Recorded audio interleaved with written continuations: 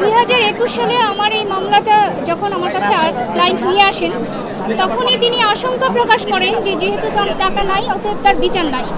আমি আইনজীবী হিসেবে তাকে বারবারই বলি যে যেহেতু আপনার ঘটনাটা সত্যি, আপনি অবশ্যই ন্যায় বিচার পাবেন। তিনি আমার উপর ভরসা করে দীর্ঘ 5 বছর এই মামলা চালিয়েছেন এবং এই মামলাটা কিন্তু প্রথমে কোর্ট আমলে নেয় নাই, প্রথমে পিবিআইকে তদন্তের জন্য প্রেরণ করেছে। অর্থাৎ সরাসরি কোর্ট কিন্তু প্রথমে বিশ্বাস করে নাই, প্রথমে এটা তদন্তের জন্য পাঠিয়েছে।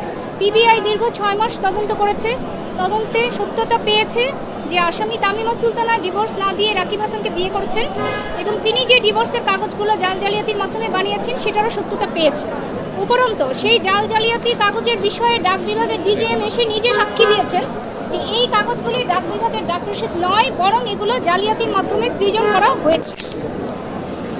উপরন্তু আসামি নাসির হোসেনের বিরুদ্ধে যে অভিযোগ, সেটা নাসির হোসেন নিজেই বাদীকে ফোন করে জানিয়েছেন তিনি জেনে শুনেই বিয়ে করেছেন এবং তামিমা সুলতানা তার জেরায় সেটা স্বীকার করেছেন। এই সাক্ষ্য প্রমাণগুলো আমরা আদালতে তুলে ধরেছি, কিন্তু সেই সাক্ষ্য প্রমাণের বিষয়ে আমরা বিস্তারিত কোনো রায় পাইনি।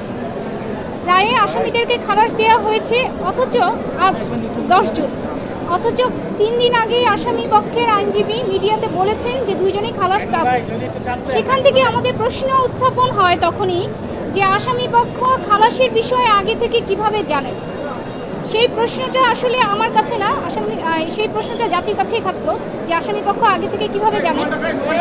আমি আমার দিক থেকে বলতে পারি, আমার বক্তব্য এটাই যে আদালত এই সাক্ষ্য প্রমাণগুলোর বিষয়ে কোনো ধরনের পর্যালোচনা না করে, জুডিশিয়াল মাইন্ড অ্যাপ্লাই না করে এরকম একটি রায় দিয়েছেন, যেই রায়ে আমরা সবাই সংক্ষুব্ধ।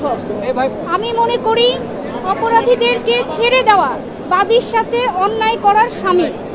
শুধু এই জন্য আমরা এই পরিপ্রেক্ষিতে আমরা অপেক্ষা করছি এই মামলার যখনই লিখিত রায় বের হবে তখনই তার বিরুদ্ধে আমরা উচ্চ আদালতে আপিল করব।